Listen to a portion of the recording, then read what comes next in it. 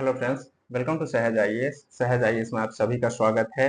जैसा कि आप सभी को पता है, मेरा नाम रणधीर भारद्वाज है और हम लोग बीपीएससी टारगेट बैच को कंटिन्यू कर रहे हैं। इससे पहले हमने देखा था बिहार का बजट, बिहार का सर्वे और बिहार में जो मिनरल्स हैं उसके बारे में हमने देख लिया था। आज हम लोग देखेंगे बिहार में इनर्जी। ठीक है, इनर्जी यानी ऊर्जा के स्रोत। ठीक है, आप सभी को मैं बता दूं कि आपने अगर बिहार का बजट सर्वे और आपने अगर मिनरल्स देखा होगा तो आपको यह बात पता चल ही गया होगा कि हम लोग कितने एक्सप्लेन तरीके से हम लोग इन चीज़ों को कवर कर रहे हैं। ठीक है, और आगे भी मेरी कोशिश रहेगी कि मैं आपको जितने भी लेक्चर दूं उसमें विस्तृत ढंग से दूं और इतना सारा कंटेंट दूं कि एग्जाम में आपके इस लेक्चर से बाहर सवाल नहीं जाएगा। मेरा हमेशा यह कहना रहता है कि मैं हमेशा यह बात कहता हूँ कि अगर आप हमारे साथ जुड़े हो, ठीक है, तो आपको ना ही कोई बुक पढ़ने की जरूरत है, ना ही किसी की नोट्स पढ़ने की जरूरत है। बुक जब मैं पढ़ रहा हूँ तो आप क्यों पढ़ोगे? स्वाभाविक सी बात है। अगर मेहनत करने का ज्यादा शौक है तो नॉवेल्स वगैरह लाओ, थोड़ा इंटरेस्टिंग भी रहेगा, पढ़ने में मजा भी आएगा। इन बुकों को क्या पढ़ोगे? ठीक है, और नहीं, जब खुद से बुक पढ़ सकते हो तो मेरे से मत पढ़ो। ठीक है, क्योंकि एक ही चीज के लिए तीन चार लोग मेहनत करे ठीक नहीं लगता मुझे। तो ठीक है, और आपने देखा ही है कि जैसा सहज आईएएस का दावा है कि इससे बेहतर और इससे ज्यादा कोई नहीं देगा आपको, तो यह बात उतनी ही सत्य है। और आप बिहार की जो अपकमिंग एग्जाम्स है वो होगी तो आप इस चीज को देख भी लेंगे कि क्या सवाल अपने जो लेक्चर हैं क्या इस लेक्चर से बाहर जा रहा है, तो आप पाएंगे कि नहीं। ठीक है, तो आज हम लोग शुरू करते हैं एनर्जी ऑफ बिहार। ठीक है, थोड़ा सा लेट सेशन मैं इसलिए ले रहा हूँ क्योंकि मेरी तबीयत थोड़ी सी अस्वस्थ रही है इस बीच में, और मैं थोड़ा अब ठीक फील कर रहा हूँ, अच्छा फील कर रहा हूँ। तो अब से लेक्चर कंटिन्यू होगा और बीपीएससी 6 से 7 दिन में मैं निपटा दूंगा, आप देख लेना बीपीएससी का। बाद उसके बाद ना जीएस हम लोग करेंगे और जीएस और नेशनल इंटरनेशनल करंट अफेयर्स करेंगे।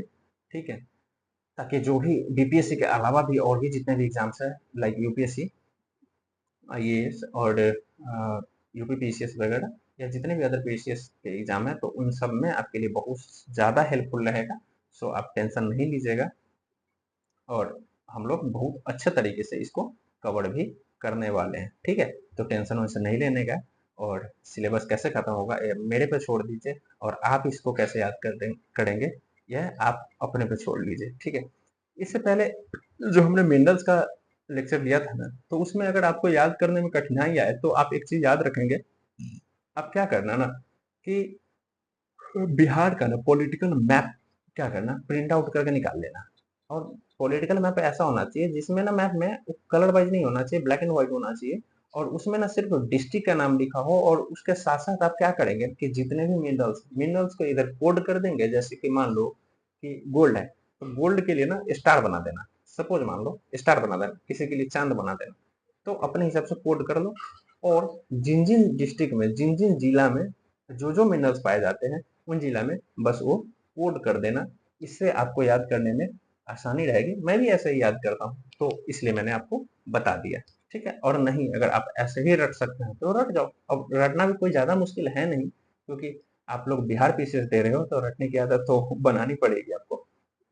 ठीक है, तो आज हम लोग पढ़ेंगे एनर्जी ऑफ बिहार। ठीक है, अब देखेंगे हम लोग कि बिहार में बिजली वितरण हेतु दो कंपनी कार्यरत है। ठीक है, यार इस पेन का मैं क्या करूं? देखो, देखो बिहार में दो कंपनी है जो बिजली वितरण हेतु कार्यरत है, उत्तर बिहार विद्युत वितरण कंपनी लिमिटेड और दक्षिण बिहार विद्युत वितरण कंपनी लिमिटेड। यह दो कंपनी है जो पूरे बिहार में जो बिजली है वो सप्लाई करने के लिए उत्तरदायी है। ठीक है, तो आप इस चीज को याद रखें। बिहार में ऊर्जा के तीन अभिकरण काम करते हैं, बीएससीबी बिहार राज्य विद्युत बोर्ड, और बीएचएचपीसी जो है बिहार राज्य जल विद्युत निगम लिमिटेड, और ब्रेडा बिहार राज्य नवीकरणीय ऊर्जा विकास अभिकरण। ये तीनों बीएससीबी, बीएचएचपीसी और ब्रेडा, ये तीनों बिहार में ऊर्जा को कंट्रोल करने और ऊर्जा को बढ़ाने के लिए अपने अपने क्षेत्र में उत्तरदायी है। ठीक है, तो आप इस चीज को याद रखें। अब आगे हम लोग बढ़ते हैं, जैसे कि देखिए बीएससीबी हो गया, ये जल विद्युत के लिए, ये नवीकरणीय ऊर्जा के लिए, ये राज्य विद्युत बोर्ड है, ये थर्मल प्लांट वगैरह को भी ये देखता है और यही इन दोनों पे भी अंकुश बना के रखता है। तो ये भी आप याद रखेंगे, ठीक है।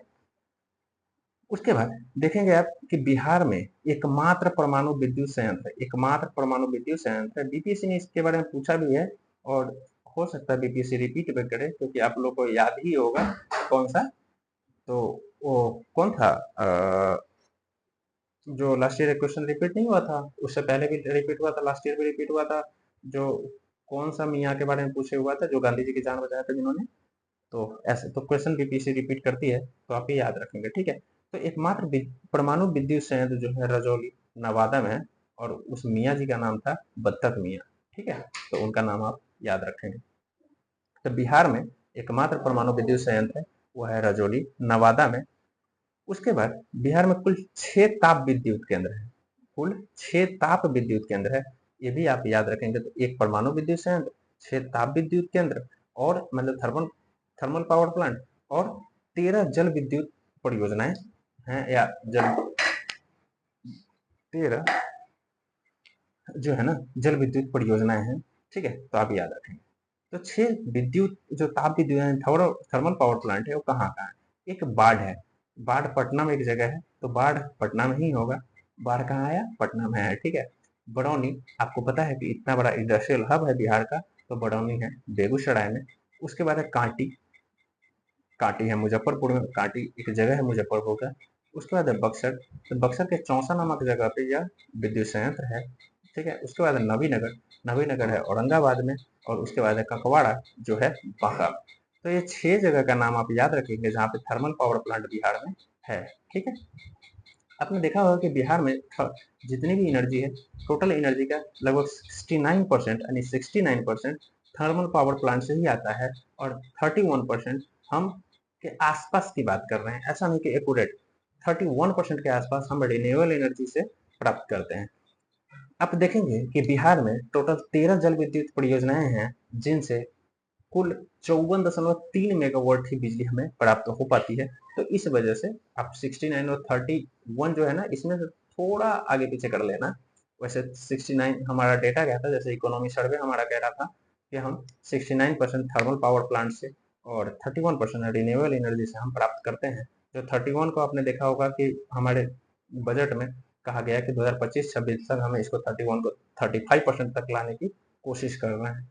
तो इस चीजों को आप याद रखेंगे, ठीक है।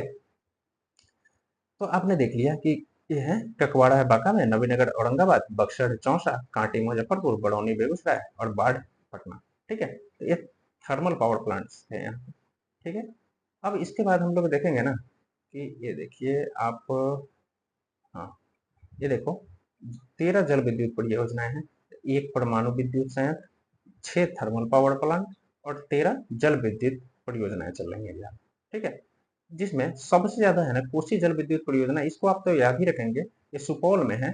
सुपौल में 19.2 मेगावाट जो है ना इसकी क्षमता है, जो सर्वाधिक है। देखिए टोटल 13 मिलाकर 54 है, जिसमें से 19 तो एकमात्र इसका है। तो इसी वजह से सुपौल नंबर 1 है जल विद्युत परियोजना, मतलब जल विद्युत प्रोवाइड करने में बिहार में। तो इस बातों को आप ध्यान रखेंगे, ठीक है। उसके बाद है पूर्वी गंडक नहर। पूर्वी गंडक नहर में जो वेस्ट चंपारण है ना, वो 15 मेगावाट बिजली मतलब उत्पादित करता है। और ऐसे त्रिवेणी भी, यहाँ पे देखिए त्रिवेणी, ये भी वेस्ट चंपारण में है, ये 3 मेगावाट बिजली प्रोड्यूस करता है। तो कुल मिला के वेस्ट चंपारण जो है ना 18 मेगावाट मिला, दोनों मिला के, मतलब दोनों पूर्वी गंडक और त्रिवेणी, यानी 3 त्रिवेणी 3 और पूर्वी गंडक 15, तो ये दोनों मिला के ना कुल 18 मेगावाट बिजली प्रोड्यूस करता है, ठीक है। कोसी जल विद्युत परियोजना कहाँ थी, सुपौल में थी, ठीक है। वह कितना है 19.2 मेगावाट ये प्रोड्यूस कर रहा है। पूर्वी गंडक और त्रिवेणी कहाँ है, तो ये दोनों पश्चिमी चंपारण में है, और ये दोनों मिलकर 18 मेगावाट बिजली कर रहा है, मतलब प्रोड्यूस कर रहा है। तो पहला तो आ जाएगा सुपौल नंबर 1 है, उसके बाद आ गया आपका ये क्या कहते हैं वेस्ट चंपारण। उसके बाद देखेंगे सोन पश्चिमी नहर जो है, सोन पश्चिमी नहर है, यह रोहतास में है। रोहतास का सोन पश्चिमी नहर है, जो 6.6 मेगावाट बिजली प्रोड्यूस करता है। और सोन पूर्वी जो है ना, यह औरंगाबाद में है, जो 3.3 मेगावाट बिजली प्रोड्यूस करता है। ठीक है। तो सोन पूर्वी नहर कहाँ है? औरंगाबाद में। और सोन पश्चिमी नहर कहाँ है? यह है रोहतास में। तो याद रखेंगे आप, ठीक है। अब ये देखिए, अगनूर, बेलसार और अरवल, यह तीनों जो है ना, यह तीनों अरवल में है। अगनूर, बेलसार और अरवल, अगनूर, बेलसार और अरवल, यह तीनों अलवड़ में ही है। और तीनों मिला के 2.5 मेगावाट आप देखेंगे, 1 मेगावाट ये, 1 मेगावाट ये, और 0.5 मेगावाट ये। तो सबसे कम अगर कोई करता है तो अलवड़ का ही जो 0.5% है मेगावाट है, यही करता है सबसे कम, ठीक है। और सबसे कम अरवल ही मतलब जल विद्युत प्रोवाइड भी करता है।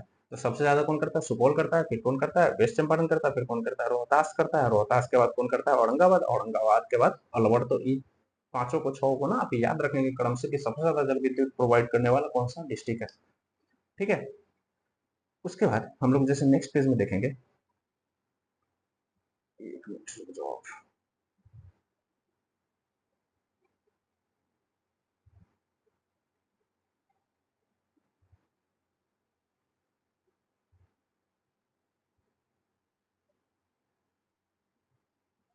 ये देखो, यहाँ पे आप देखेंगे कि ढेलवा लघु जल विद्युत परियोजना, नासरीगंज, जयनगरा, सेवाड़ी और सिरखिंडी, ये सभी रोहतास में है।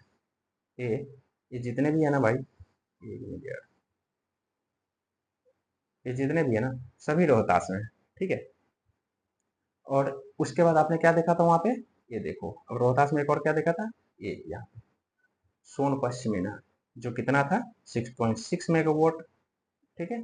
और इधर जितने भी देखेंगे ना आप, 1 मेगावाट है। और सबसे कम सिरखिंडी का 0.7 मेगावाट है, ठीक है। तो आप याद रखेंगे कि रोहतास एरा आपको दिख गया। तो रोहतास में कौन था? सोन पश्चिमी, ढेलबाग, नासरीगंज, जयनगरा, सेवाड़ी, सिरखिंडी।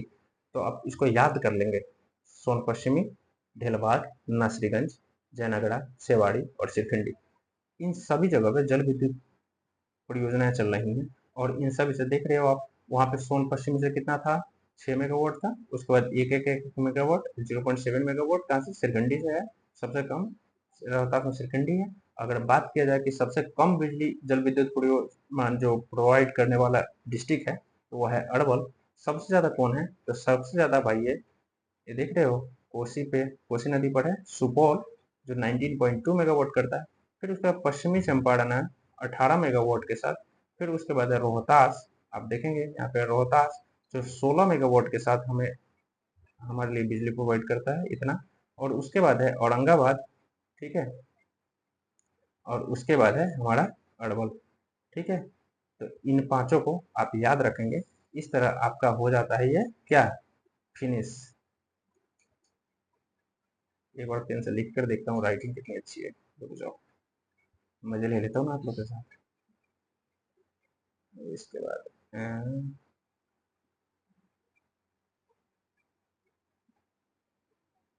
थैंक गॉड पहली बार लिख पाया, ठीक है। तो इस तरह से आपका बिहार का एनर्जी होता है समाप्त। तो अब आप लोग जो जो मैंने लेक्चर में बताया है, उस चीजों को आप याद रखेंगे। और उसको एकदम, कहते हैं कंठस्थ, कंठस्थ यानी कंठ में स्थित कर लेना है। अगर कंठ से ऊपर भी अगर कुछ होता है, जीवा पे, यहाँ पे टंग पे, इसके जो निप है ना, निप पे आपको इस चीज को ना इसकी एकदम बैठा लेना है। क्यों? क्योंकि आपका और हमारा टारगेट है 110, ठीक है। तो 110 करने के लिए आपको याद करना पड़ेगा। और झोंक दो जितना भी टाइम है ना यार, 2.5 महीने का टाइम है, 2.5 महीने में जितना रगड़ सकते हो रगड़ लो। अगर इस 2.5 महीना अगर आपने छोड़ दिया ना, थोड़ा सा शरीर को, नहीं ऐसे नहीं करेंगे, आज सो जाते हैं कल कर लेंगे, अगर ऐसे किए ना, फिर हो गया, फिर 2 साल और वेट करो। तो इसलिए मैं कहता हूँ, कर लो अब की बार। चैनल की इज्जत की सवाल है, ठीक है। आप सभी मिलकर सपोर्ट करो। और चैनल का इज्जत का सवाल इसलिए है, क्यों? क्योंकि मैं चाहता हूँ कि जितने भी लोग अपने चैनल से जुड़े हुए हैं, और वो लोग अगर याद करते चले तो उनका रिजल्ट होना ही चाहिए, ठीक है। तो चैनल का इज्जत बनाए रखना आप सभी के हाथ में है। और पसंद आया हो, ठीक है, तो सब्सक्राइब तो करना ही, शेयर भी कर देना। और क्या पसंद नहीं आया कमेंट भी करें। अगर कुछ ज़्यादा पसंद आया वो भी कमेंट करके बताएं। और साथ साथ सब्सक्राइब करना, तो जो घंटा है ना, घंटा को दबा देना, ठीक है, याद रखना। जय हिंद।